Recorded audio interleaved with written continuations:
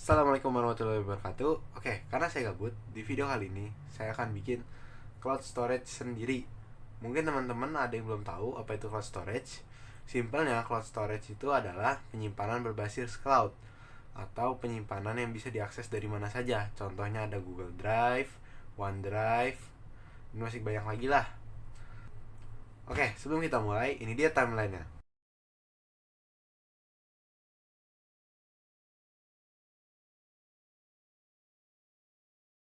Ini hardware yang saya pakai sebenarnya cuma komputer build up biasa. Kenapa saya pakai komputer build up ini? Jawabannya karena ini opsi termurah, bro. Kalau harus rakit lagi, harganya jauh lebih tinggi dan cuma dapat part yang entry level. Kenapa emang, bro, kalau dapat entry level? Sebenarnya nggak apa-apa, tapi rata-rata part pendukung di mobile entry level itu kurang bagus. Ambillah contoh di harga 500.000. Di harga 500.000, kalau kita mau pilih opsi rakitan, kita cuma dapat seri H310, yang dimana itu adalah mobile seri entry.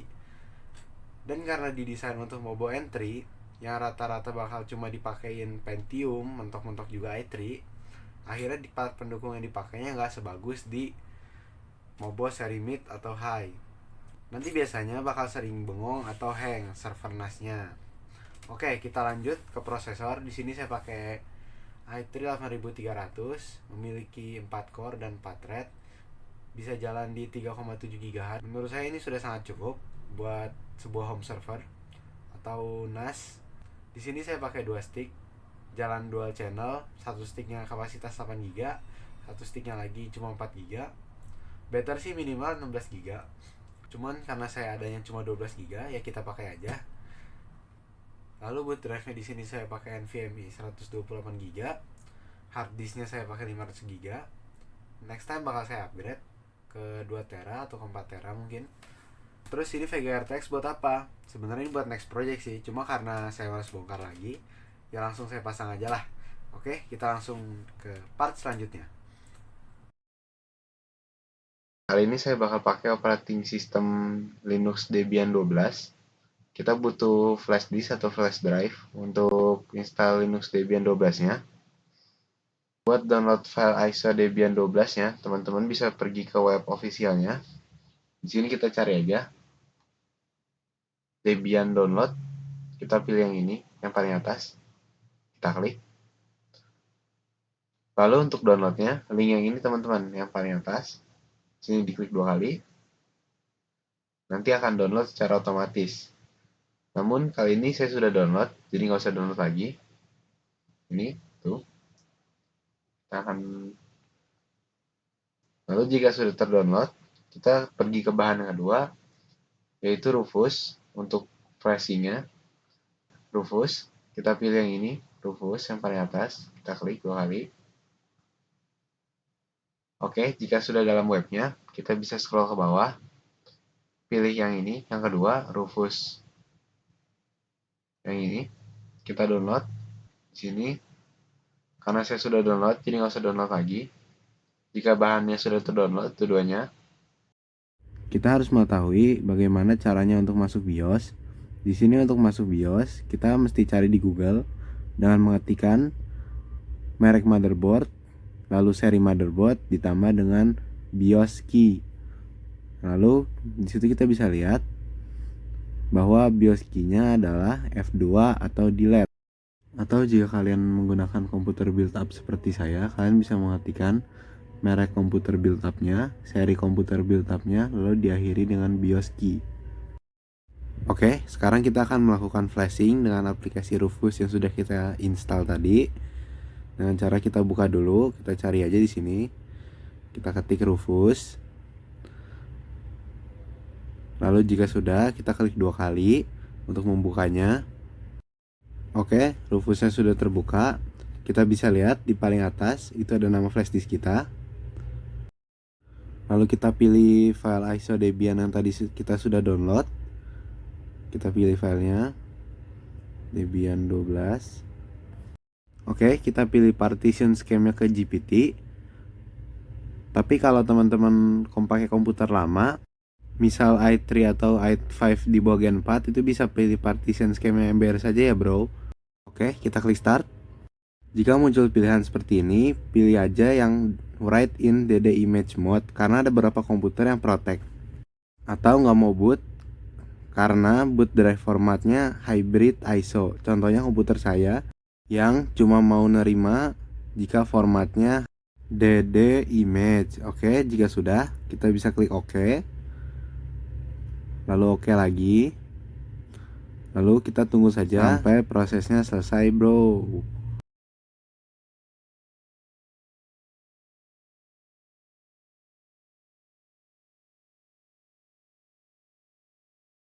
Oke, jika tampilan sudah seperti ini, sudah ready, kita sudah bisa close aplikasinya.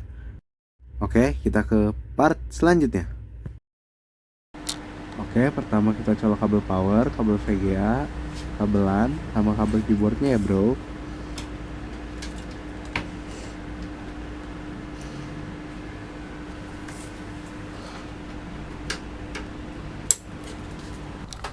Oke, setelah itu kita bisa colokin flash disk yang tadi kita sudah flash. Lalu kita nyalakan komputernya.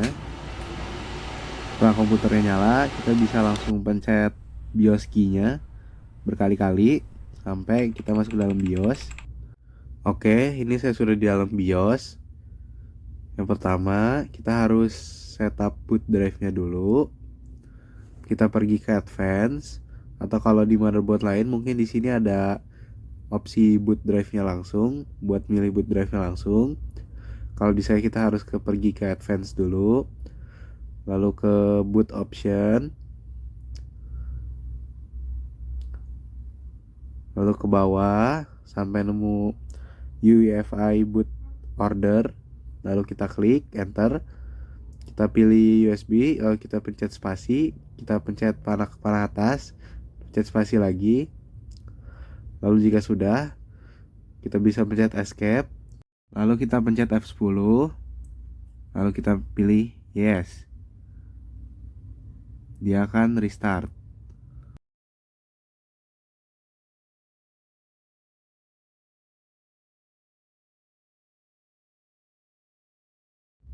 Oke, setelah muncul pilihan seperti ini, kita pilih graphical install saja yang paling atas. Kita pencet enter.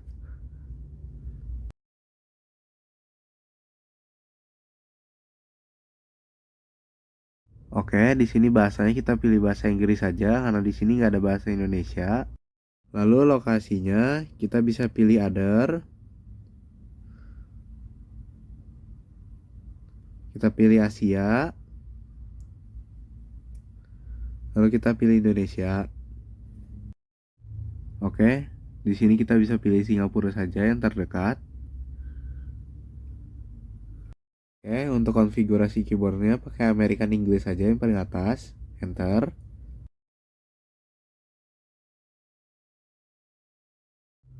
Oke, di sini hostname-nya bisa diisi bebas. Ini untuk membedakan saja ntar di routernya. Di sini saya isi home server. Lalu kita klik enter. Untuk domain name-nya juga bebas karena kita nggak pakai juga. Di sini saya isi home server.local saja. Oke, di sini kita bisa bikin password buat rootnya. Oke, di sini kita bisa masukin nama penggunanya. Di sini saya bakal pakai user saja. Oke, kali ini kita baru bikin username buat ntar kita masuk login pakai SSH. Di sini saya bakal isi home user. Ini harus diingat-ingat karena ini bakal dipakai buat login SSH ntar. Kita bikin juga password buat username home user tadi. Di sini saya pilih zona waktu yang atas, yang western karena saya ada di Jakarta. Oke, kita pilih guided use entire disk. Kita continue. Di sini saya bakal pilih install di NVMe RX7. Jadi saya pilih yang ini, yang paling atas. Lalu kita pilih all files in one partition. Kita klik enter. Lalu kita klik enter lagi. Kita pilih yes, lalu kita enter.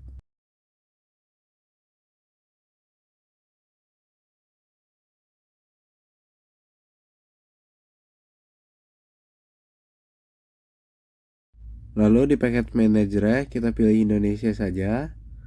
Kita enter. Kita klik enter lagi. Kalau ada proxy isi, tapi kalau nggak ada kita kosongin aja. Lalu kita enter.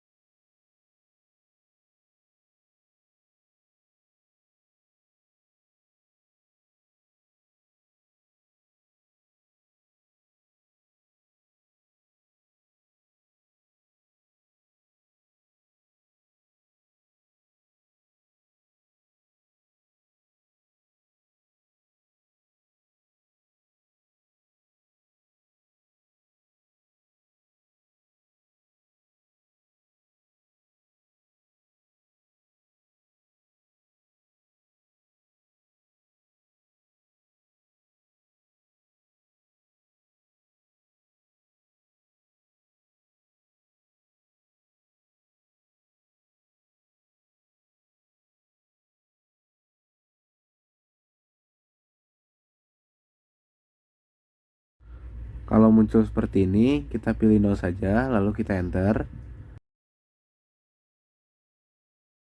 Kita arahkan ke SSH server, lalu kita klik spasi. Lalu jika sudah kita klik continue.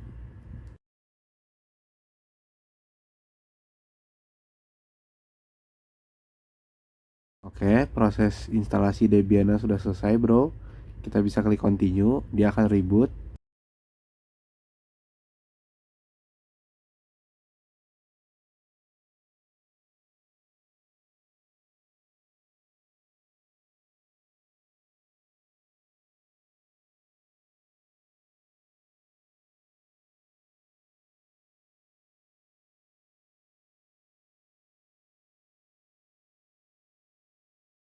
Oke, ini proses instalasi Debian sudah selesai dan kita bisa masuk dengan mengetikkan password user yang tadi kita sudah buat. Jika sudah, kita nextin saja. Oke, kita udah bisa pindah ke komputer utama kita.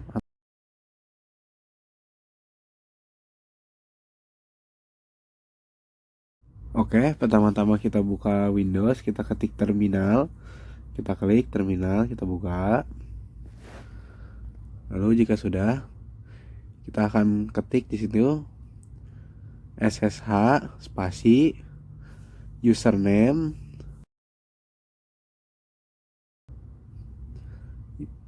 at IP address dari server NAS kita.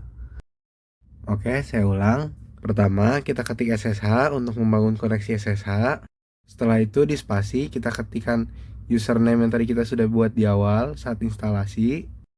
Lalu lalu alamat IP address dari server NAS kita. Lalu kita klik enter. Kita masukin passwordnya. Ini karakter passwordnya nggak kelihatan ya. Oke, jika sudah muncul seperti ini, maka koneksi SSH kita sudah berhasil ya bro. Oke, langkah pertama setelah kita sudah berhasil login, supaya ntar kita nggak ribet, kita mesti ketik su spasi strip. Fungsinya itu supaya kita masuk ke directory root. Jika sudah, kita lanjut masukin password root yang tadi sudah kita buat pada saat instalasi Debian tadi. Enter. Oke, hal yang paling mendasar di tutorial Linux itu, kita harus update package-nya dulu bro, sebelum kita masuk ke instalasi CasaOS-nya.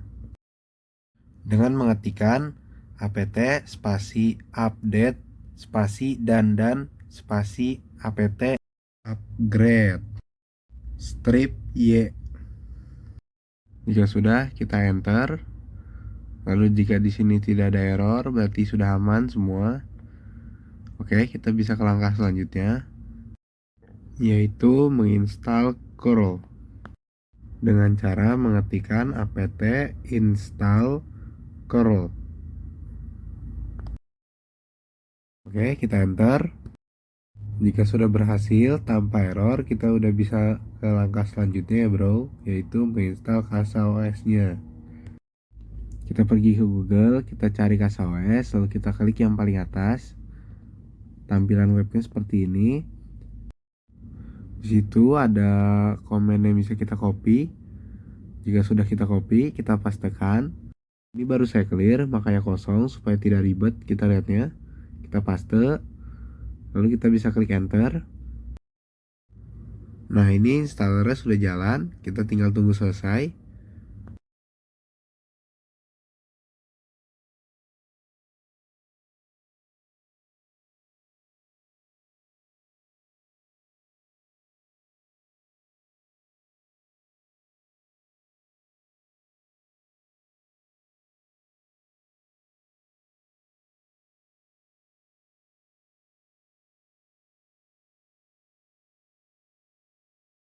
Di bagian install the necessary dependencies RC clone ini memang agak lama.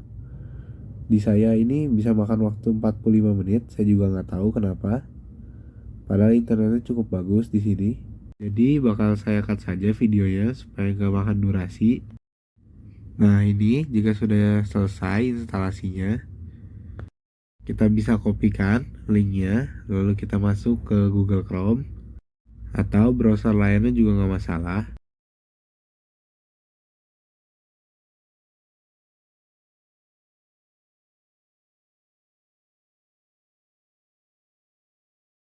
Oke, ini tampilan dari CasaOS-nya. Kita bisa klik Go untuk membuat akun. Di sini bebas, bisa diisi apa aja. Di sini saya isi home user lagi saja. Lalu kita bikin password. Ini passwordnya jangan sampai lupa ya teman-teman. Kalau bisa dicatat. Oke, kita sudah bikin akun. Ini kita save saja biar nggak usah login lagi. Lalu ini di accept atau di cancel juga boleh, silahkan terserah.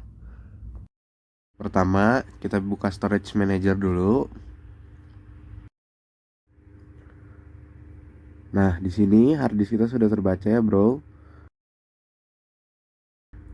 NVMe kita juga terbaca di sini sebagai SSD. Tapi di storage ini baru terbaca 115 GB. Karena yang terbaca hanya NVMe-nya saja, harddisknya belum. Oke, supaya terbaca kita create storage di sini. Lalu kita pilih drive-nya. Saya akan pilih harddisk 500 GB. Storage name-nya bebas, bisa diisi apa saja.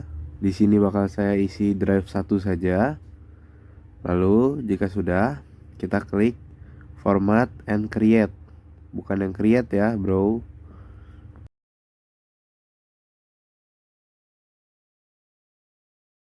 Oke, kita tunggu saja bro sampai selesai.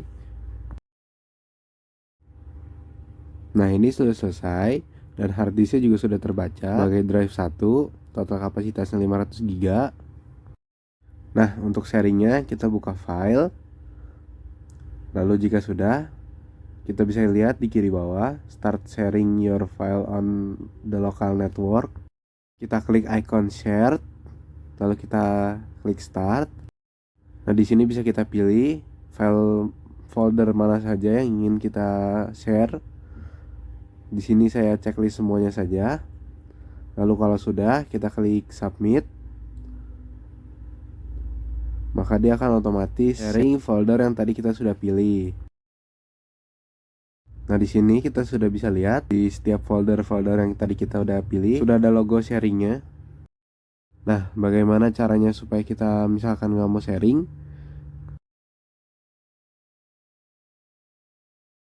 Misalkan di sini saya nggak mau sharing folder data. Data itu ada di dalam folder root. Nah, di root ini, misalkan ini kita klik titik 3 di kanan atas, lalu kita stop sharing.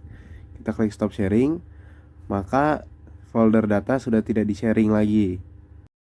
Nah, masalahnya itu folder dokumen, download, galeri, dan media itu termasuk di dalam folder root. Folder rootnya sendiri itu di dalam SSD 128 GB. Yang berarti harddisk kita itu belum kepake di sini. Ya, supaya kita bisa pakai harddisknya untuk folder sharing, itu kita klik drive 1. atau nama harddisknya. Kita klik, terus kita create new folder, kita namain apa aja bebas. Di sini saya namain media harddisk. Lalu syaratnya di checklist ya teman-teman, supaya langsung ke share. Jika sudah, kita sudah bisa mengakses media harddisk dari komputer kita. Caranya itu kita buka file dulu, lalu kita ke tab network di kiri bawah.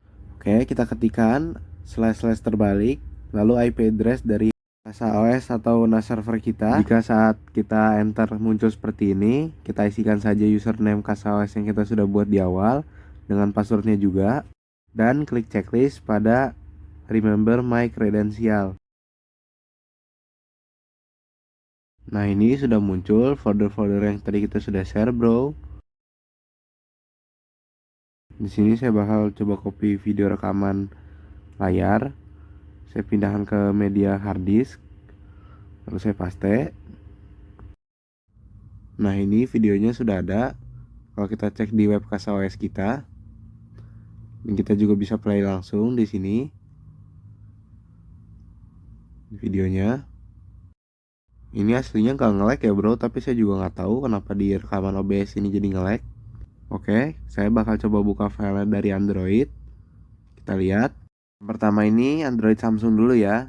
Android lainnya bisa skip ke menit 22 lewat 20 detik. Oke, kita buka My Files. Lalu pilih penyimpanan jaringan, tambah penyimpanan jaringan, pilih yang drive jaringan, SMB V2 atau V3.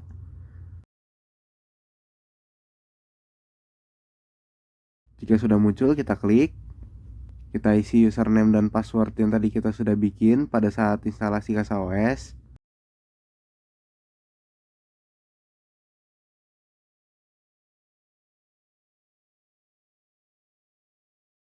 Oke, kita udah bisa lihat video yang tadi kita copy dari komputer. Untuk Android lain yang file explorer-nya belum mendukung SMB, bisa download CX File Explorer untuk mendapatkan fitur SMB-nya. Kita berikan izin akses, kita nyalakan, lalu kita bisa pergi ke jaringan, klik remote, lalu kita klik SMB, lalu di bagian host kita isikan IP address dari server NAS kita.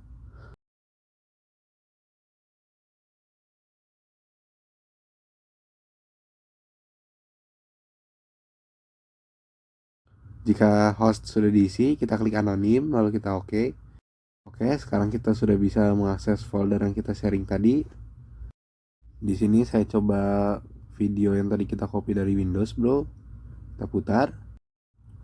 Oke, sampai di sini kita sudah berhasil bikin NAS server di jaringan lokal. Tapi kita belum bisa mengaksesnya dari jaringan luar. Oke, supaya bisa diakses dari jaringan luar, kita ke part selanjutnya. Pertama, kita buka Google Chrome dulu, bro. Cari Zero Tire. Lalu pilih yang paling atas, yang ini. Klik 2 kali. Kita login atau sign up bisa. Di sini kalian bisa sign up atau saya bakal pakai akun Google aja buat sign in.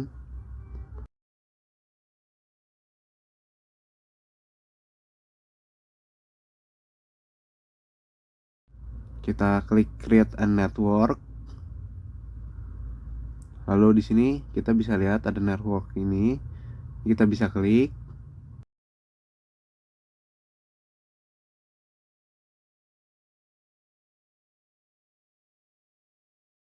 Namanya saya ganti jadi NAS server saja.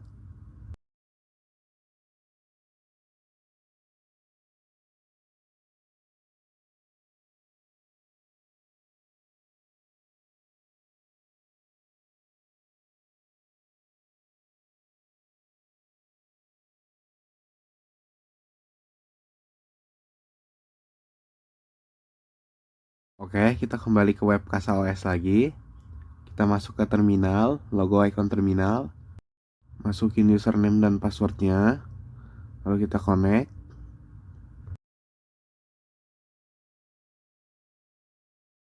Kita buka Google, cari Debian Zero Tire.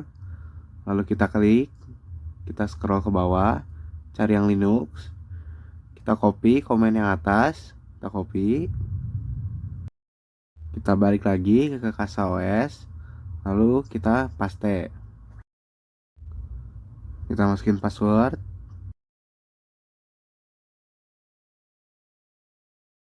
Nah ini error teman-teman.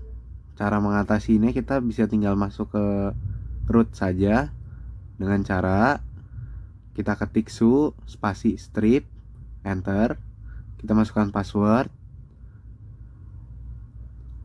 Nah jika sudah kita masuk di directory root, kita bisa lihat root at home server, lalu kita pastekan komen download yang tadi.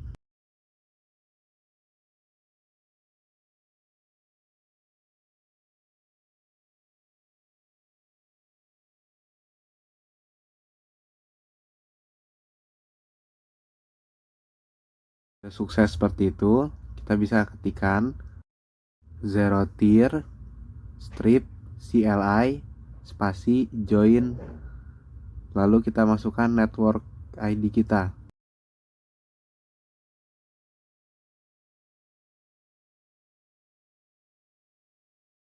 Jika sudah, kita klik enter. Jika tulisannya sudah 200 join oke, itu sudah join berarti kita bisa masuk ke web zero tier.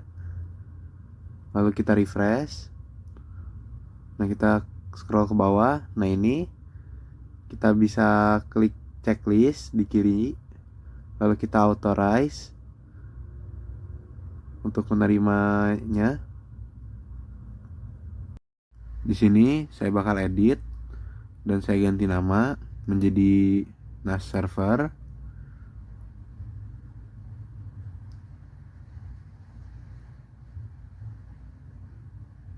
Jika sudah,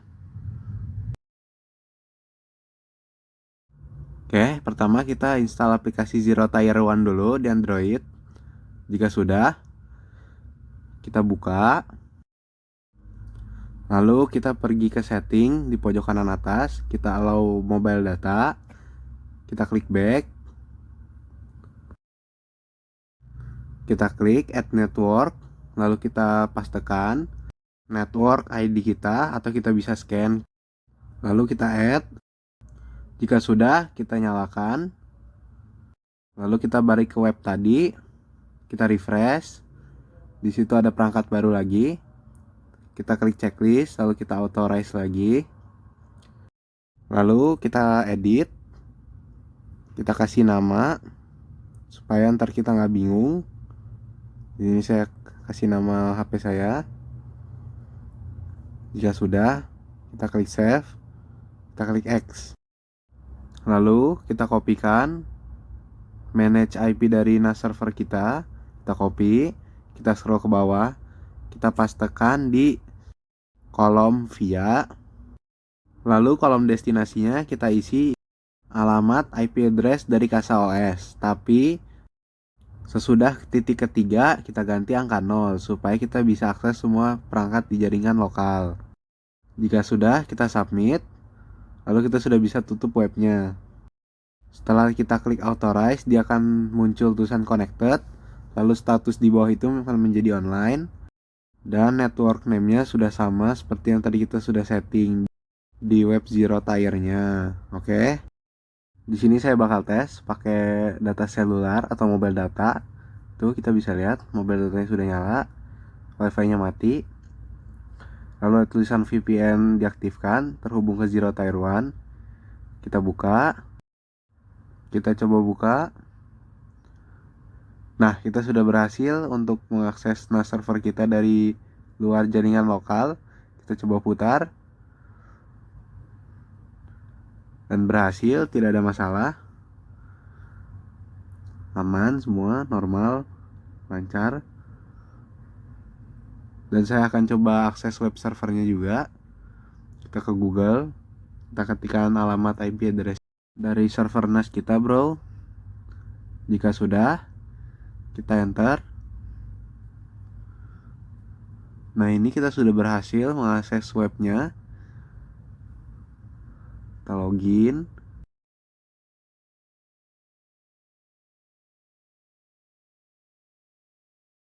Saya akan coba buka videonya.